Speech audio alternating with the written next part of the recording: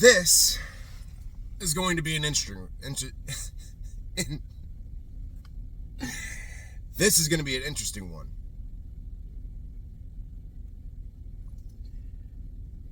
There is so much to cover. So much to cover. For in the simple fact that I had to scrap an entire episode that I was going to put out. And if I end up being wrong and that episode ended up being right, fucking good on you. It was going to be a tinfoil hat episode. Very far-fetched. Maybe possibility on the far side of the spectrum of possibilities. It was going to be one of two things. One, Charlie Kirk is still alive and in witness protection, which would explain all of the coincidences, the planning, the conspiracy, the people involved,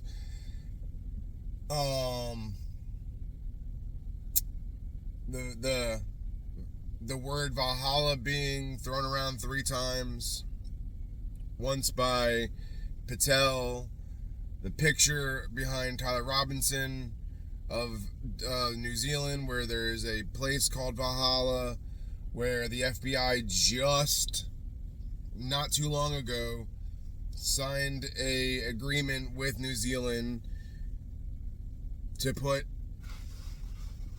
a place there to operate out of.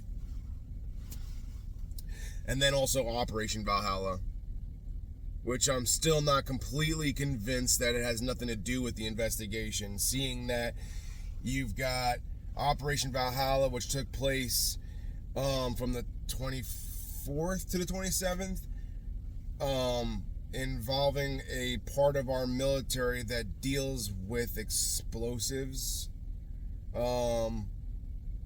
You also have Brian Harpool and his crew starting their practice and preparation for UVU on 24th. You have Sam 000 flight that flies out of DC to St. Andrew, Fort Andrews to Colorado Springs, and then down to Vegas. You have that same plane flying, picking up someone from Colorado Springs, or going to Colorado Springs, then Fort Huachuca. Now, and I'm even though I am not completely convinced and bought in on the validity of the source, and he may be stolen valor and stuff, but I'm not completely unconvinced that Fort Huachuca and all that stuff doesn't have anything to do with any of this. But then you also have Fort Huachuca being where they have they specialize with the drone, with working on drones there. Then you got Harpool in his interview talking about they're not allowed to use the drones, and you got what's his face?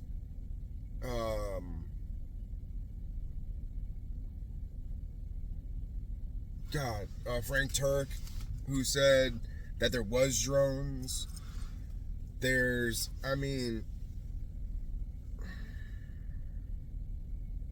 a lot.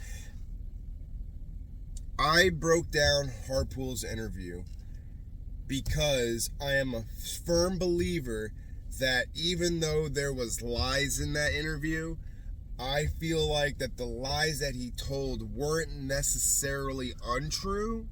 They were just hiding the truth. Or the truth, and the true facts that he spoke were twists and turns of the truth. And that's evident. From what we've uncovered and found so far, it's very evident that a lot of the things he said in that interview were they're weird truths. And I mean, look at it this way. If he ever has to take a polygraph, if he tells half-truths or a version of the truth that fits the narrative but leaves out details that are the actual facts, then he can pass a polygraph. He can say, well, this is what I know.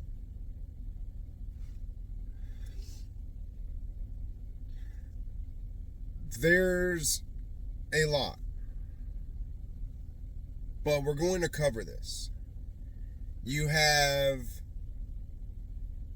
the lapel mic, the plant that blew up in Tennessee that makes small charged explosives that are very precision explosives. You have a flight going from where Butch Hibbs lives to Tennessee, Nashville nonetheless, right where that plant was. No flight going back, because obviously you can't fly a charged explosive, and I'm sure he's no savant or expert on how to do it, so I'm sure they would have to pass off to whoever it was if the person that they were passing it off to wasn't an expert, already primed and ready to go, or just about. You have Hibbs at the beginning, before the event start, taking pictures and videos of him with something that would look like the exact dimensions of said receiver or microphone in his pocket. And then from the time the event started to afterwards, no longer is in his pocket. There is so much to tie here. I don't even know if I should cover it. I would like to just send you guys to Baron. Because holy God. Every time I think I got a break, I go watch his episode later that night after You're killing me, Baron. You're killing me. Because I've got a lot of information from Baron. I've got a lot of information from Baron. But at the same time, I'm doing my investigation, but because I am slow to editing, I'll get this big break. I'll go watch Baron Coleman, and he's already said it. And then I'm like, oh, well, okay. Well, I got to scrap that video. And I would do a live, but I feel like there's no point because, I guess there could be a point. It's just, if I do a live, I can't edit all the clips and stuff in because I'm using my phone. And so that's that.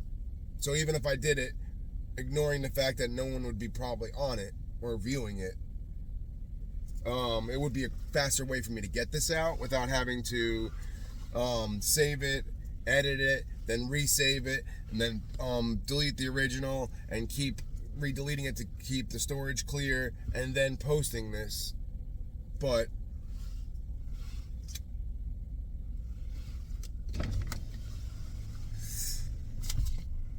I got a couple of notes from Baron's episode last night. Some facts that I learned new last night, plus some things that I did notice that I thought were interesting. Okay? Now, I will recap Baron's episode last night with my addition of notes that I took. There wasn't a whole lot that I added to him. A lot that he covered last night is the stuff that I found out. But I want to keep focusing on the one thing that I could not explain from the Harpool interview is why did he say Kirk had a heartbeat. And I'll tell you why. When Trigger Smart and his name's gonna escape me, I have it written down. There's just so many people involved in every which way, investigating and involved in the conspiracy. It's hard to keep track. John Bray, the gentleman who's the expert on body armor, who started to use the software to track motion. When they were talking about what they think was supposed to happen, which was simulate a 30-06 shot, or at least a high caliber round shot into the chest. That's where it was. Correct? Correct. The lapel mic, if that's the charge, was put on his chest. Or if it was the necklace, which I think is less likely, if there was only one, was supposed to simulate a shot to the chest.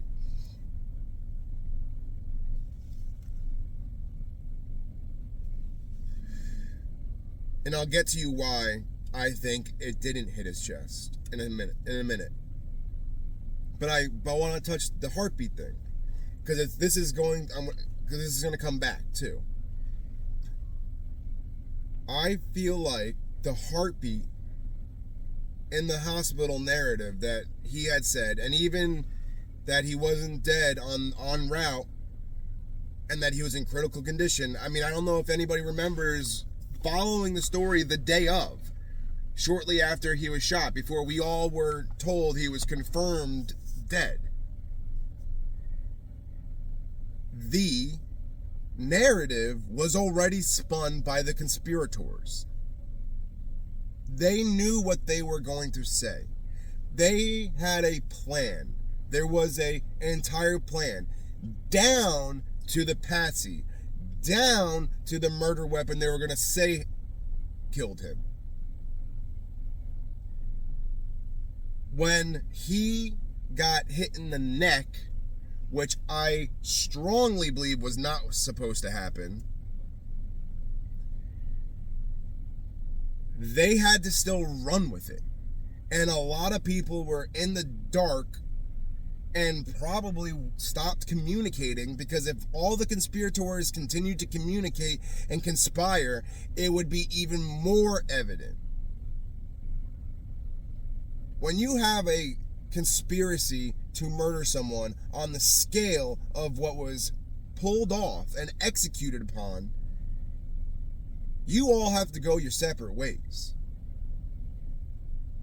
Pretend like you guys have nothing to do with each other, or very little, so the ties cannot be tied. They ran with the narrative, even though what happened.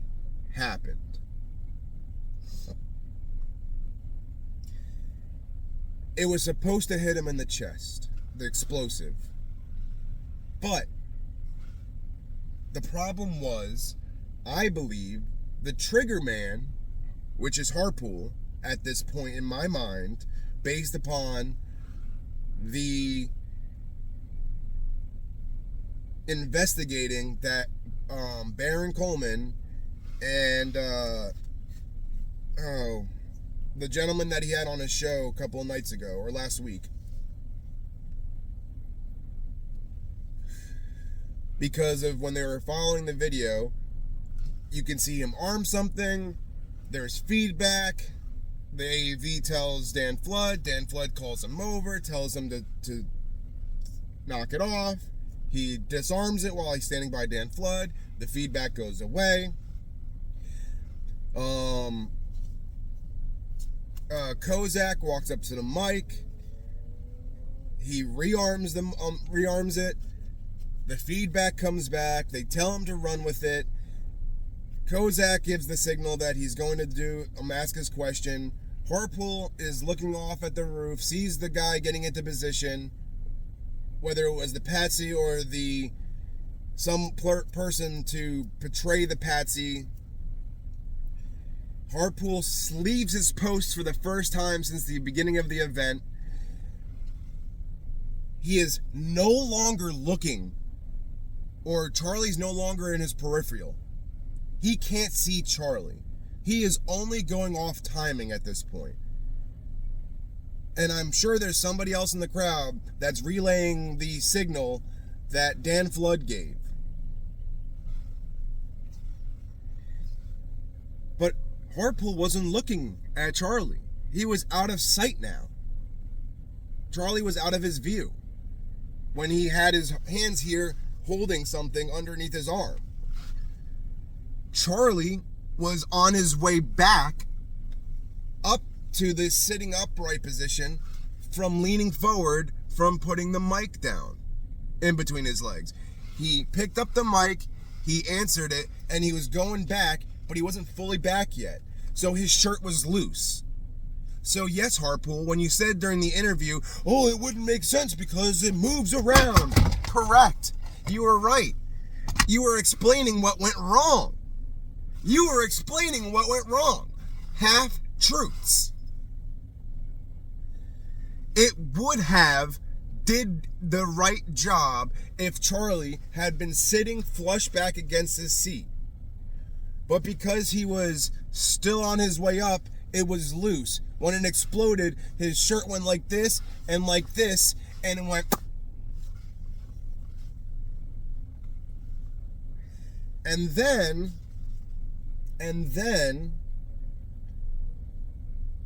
we have what happened.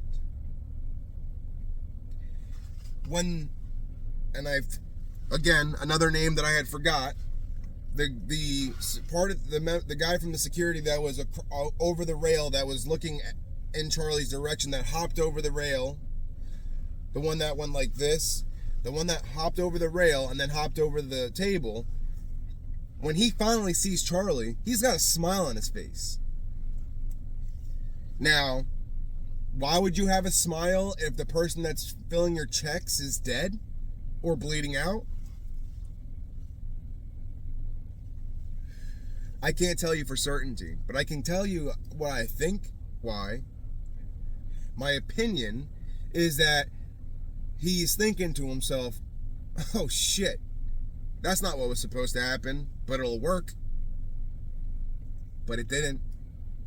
Because the rest of your conspiracy, the rest of your plan fell apart and unraveled when you can no longer explain a 30-06 to do as little damage as shrapnel did, opposed to what the charge was supposed to do.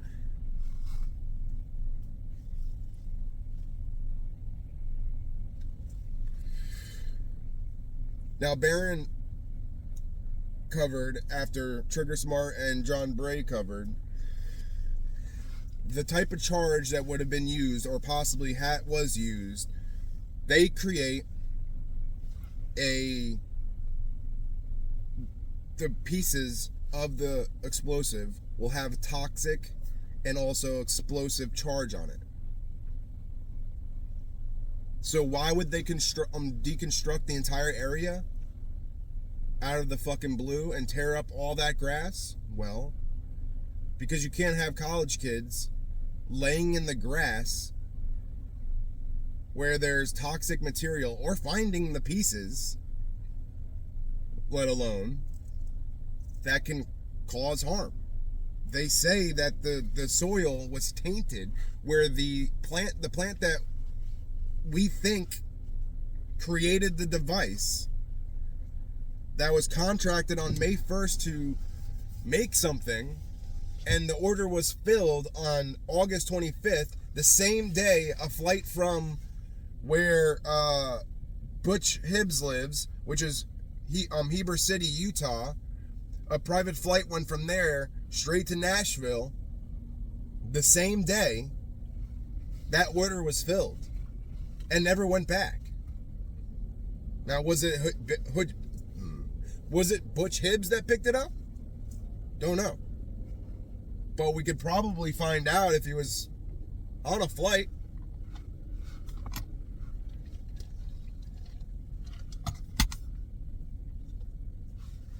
And what happens 1 month after? The plant is wiped off the face of the earth.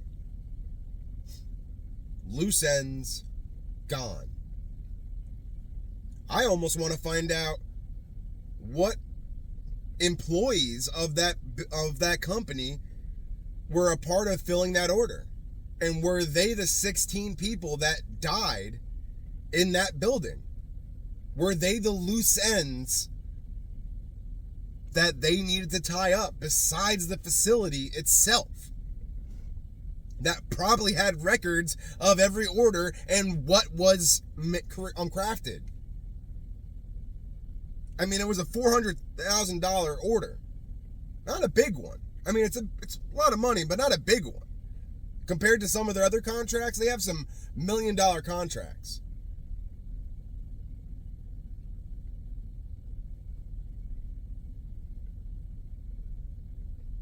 Now,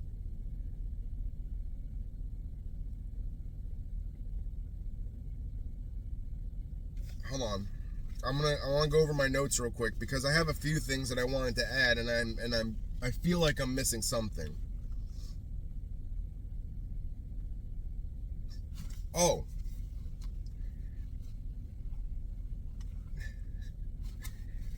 The airplane that picked up somebody, or the airplane that went from Heber City, Utah to Nashville on August 25th, that plane is owned by a private jet company based out of where, you ask?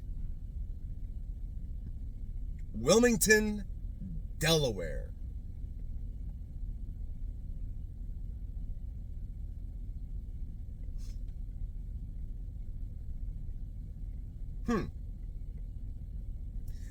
You've got Butch Hibbs after the event, for whatever reason, walking around. This was weird to me. Shortly after, when we started doing the investigation and we identified Butch Hibbs, I started to notice him in a lot of post-assassination videos there on campus that day. He was in the background of a lot of interviews. Walking, you can see him off in the distance, and he would walk up and stand behind pretending to be on a phone or on the phone. It was like, what I thought at first was he was listening in to people's questions to see what they were saying to the interviewer. But there is audio from shortly after with him talking to people,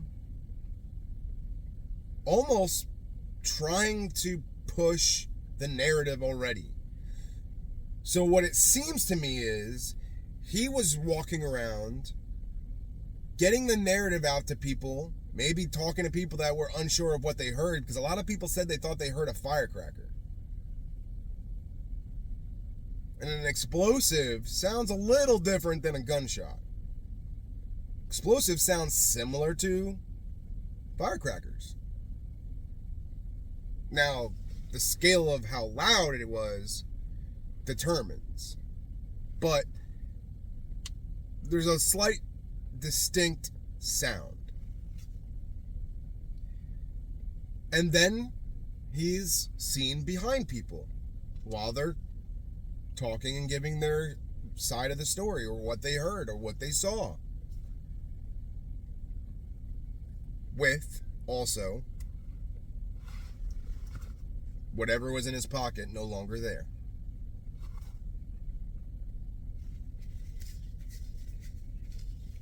Now, there's also, so I want to circle back around to what I had said about the heartbeat and a lot of the lies, the gun, Tyler Robinson. This conspiracy not only was a plan to murder someone, but it was also a plan in place to cover it up. I mean, when you have a conspiracy to kill someone secretively, you're going to have a cover story. People are going to try to have their alibis set up. They're going to try to make sure that there's no evidence or proof that they were all meeting and communicating and conspiring. You're going to have who you're going to blame, who you're going to frame. A patsy. If they just killed him with the microphone and didn't hide the fact that they killed him with the microphone, it would be a lot easier to tell who fucking killed him. People who are involved would be the first people looked at under a microscope. There would be paper trails. Well, sort of. Because they blew up the plant where that explosive came from, so some of the paper trails are non-existent anymore. They took different flights. They met in different cities. But they had their story already written. They had their patsies. They had the plan. They had the people that would be involved, the surgeon, the hospital, everything planned and mapped out prior. How do we know? Google searches. In Israel, D.C., and outside of Wilmington, Delaware. We have someone who is close to everything go from California, where he reverends, go to Israel, and the day of or after, the searches begin.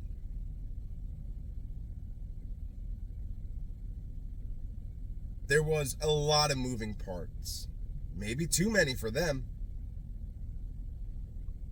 I don't think they accounted for it to go into his neck, to start blowing the narrative open very early. I don't think they counted for this many people to already be awake to start the investigation.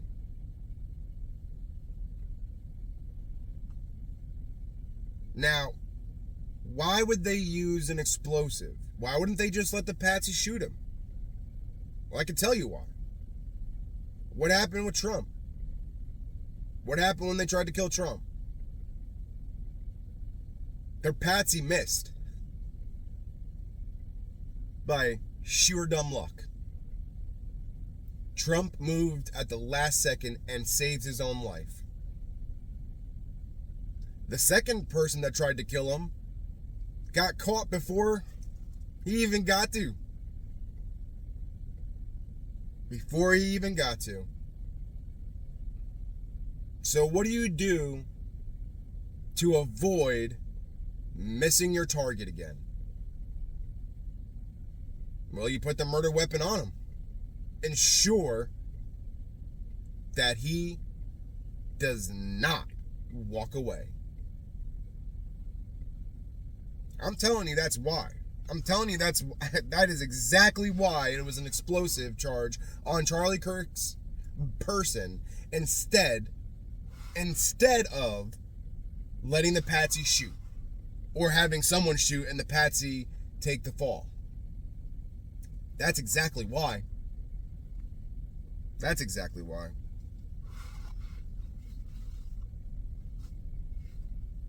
Now, there is a lot of HD videos out there. On Twitter, John Bray's got some good footage and slow footage of what looks like a piece of shrapnel going up into his neck and falling out with the blood, leading the blood. There's footage of what looks like shrapnel from above the tent, from a side view, something coming at the moment of explosion, like of the sound, and what happens, something shoot through the top of the tent. There is also footage of what looks like something hitting the top of the tent and falling back down. It's everywhere. That's why it was made to be roped off the area. I mean, crime scene. Crime scene is a crime scene. Nobody's supposed to be there. Farnsworth still fucking walked through there and fucking... Anyways. But maybe they wanted that footage to make sure you don't see anything... and or any more signaling. But... Or muzzle flash. To ignore the fact that there was none.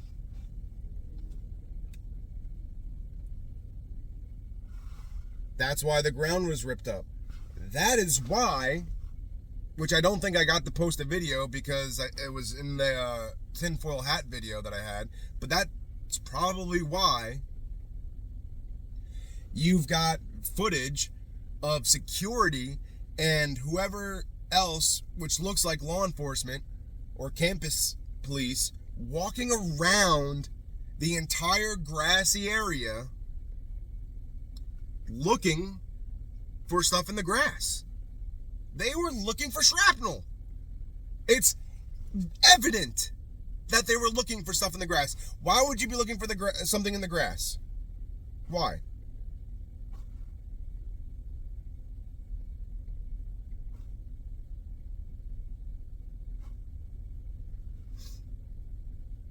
That explains all the shrapnel that's in the floorboards of the SUV.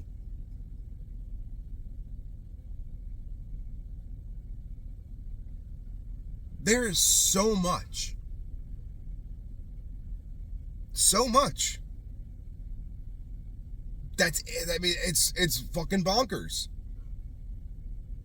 It's in your fucking face. It's in our faces.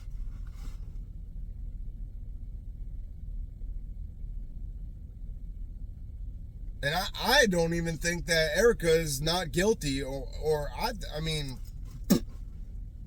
why the lying? There is so much being lied. If she only lied about what happened, I could maybe explain it with being scared for your life. You're a single mother now with 2 kids, fearing for your life because the man of the house is no longer there. The security is implemented. The people that work at TPUSA is implemented. Everybody around you is implemented at this point, for the most part. For the most part. So I get it. You're surrounded by enemy. But there is so much extra that's being lied about that makes me question her.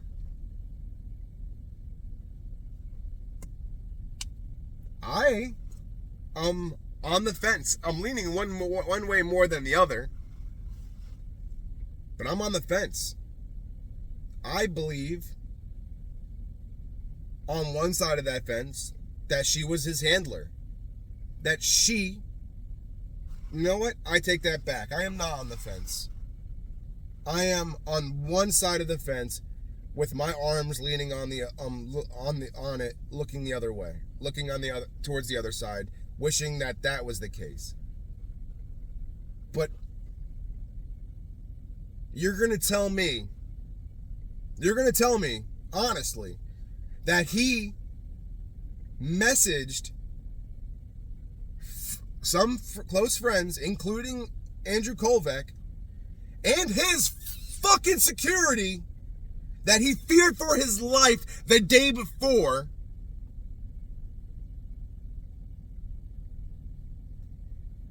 and he didn't say anything to his own fucking wife. And when you have no longer a way to lie to the people, that's when you finally say, "Oh yeah, it was on another app." I think that she fucking was his handler. The flights were following her because she was feeding them intel or taking commands from them in person. Charlie Kirk had the ear of the president. Trump, at the beginning of this administration, was not all for Israel. Not all for.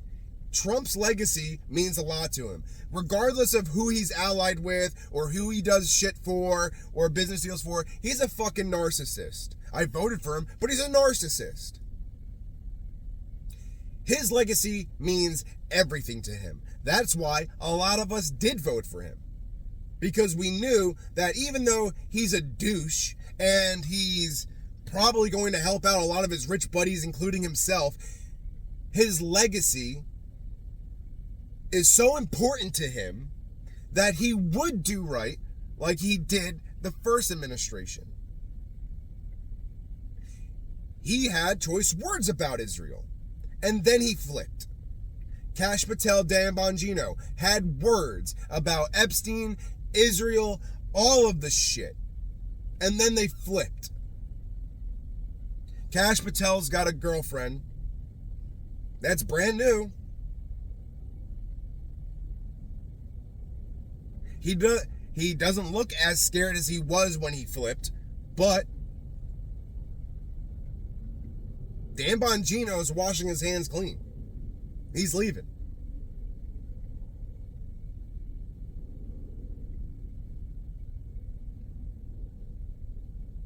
Now, you can go to full tinfoil hat and say Epstein is still alive. He's in witness protection in Israel, which is not completely far-fetched because Israel loves taking on all the fucks.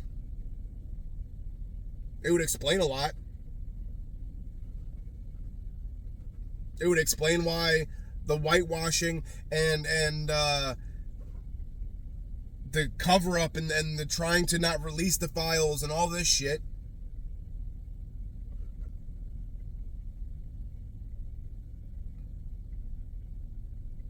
My far-fetched tinfoil hat video that I scrapped was about whether or not Charlie Kirk was still alive or that he was intended to still be alive, because they were either trying to save his life because someone was saying, you handle it or we will, and the conspiracy from the people that were surrounding him were trying to come up with a faking of his death to save his life and put him in witness protection.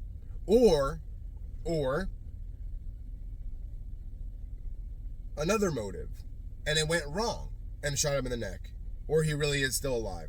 But after watching and seeing everything that's happened, I think he's truly dead. Whether it was on purpose or not, I'm leaning way more towards it was on purpose, and he had no idea that he was going to get killed that day by the people that he got killed by. Barron mentioned last night that there's a small theory that he is working on, but he's not married to yet, that it's a possibility that he was in on what he thought was a sting operation to capture people and arrest people that wanted him dead. But the real people and conspirators used that to kill him. Maybe. There is so much. But what I want to stay focused to, what I think happened that day, is that he was murdered on purpose by the people that we are implementing and that are implemented right now in our investigation. I think they killed him the way they killed him because they didn't want it to be a fuck up. I think they did not plan for it to go into his neck, which would explain why the narrative makes absolutely fucking no sense, but it would fit a little bit better towards a chest shot.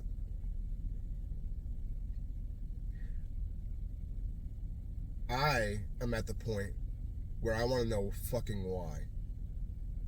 And everybody who's involved. So with that, I'm going to say, we don't know, but we know. And we need to keep letting them know that we fucking know. And that we will not continue to let this happen. So stay free, everybody. I completely forgot one of the biggest things that was in my notes. Because I was just going over them after I recorded the video. And I'm like, I know I'm missing something. 2 things. Back to Harpool's interview. Remember how I said lies, half-truths? Sean Ryan asked him a question, and I thought the question itself was a red herring. About him getting handed something. He looked caught off guard. Played dumb. He pointed out on screen, and then he's like, "Oh yeah, that's Christy. She gives us stuff. She takes care of us." 2 things with that, buddy boy. She came from the direction that Butch Hibbs was standing. She gave him something the first handoff. Can't see what it is, but whatever it was, he drops into his pocket. He hands something to her, though. She comes back a little bit later, right before what took place, and hands him something. Now, was whatever it was that he handed it to her, was it the device to try to get altered so it doesn't keep fucking with the feedback? Maybe. Was she handing him the device the second time or something? Maybe. But I also want to point out something weird that I noticed besides the shrapnel, the plastic shrapnel that was on the ground of the back of that truck. There was estimately, from my view, a handful of cough drops. Was the cough drops the cover for which the exchange took place between her and Harpool, what he dropped into his pocket to use as the decoy so he can continue to fiddle? Because not at any point did he pop any of those in his mouth. At least from the time of the event to the time he took off. But why were they on the floor of the car? That car looked pristine. In good, clean condition. Outside of the fact that there was shrapnel on the floor. So there's the shrapnel and the cough drops. So a well-kept car, why would there just be a handful of cough drops on the floor? Is it possible that when they got into the car, Harpool dug into his pockets to get the device out of his pocket to remove the evidence from his person? The shrapnel shooken off of Kirk's body onto the floor, and the cough drops that were in the same pocket as the device tossed onto the floor because they are irrelevant at this point. And what was really important was making sure that they clean up everything that would involve tying a explosive to the actual killing of Charlie Kirk.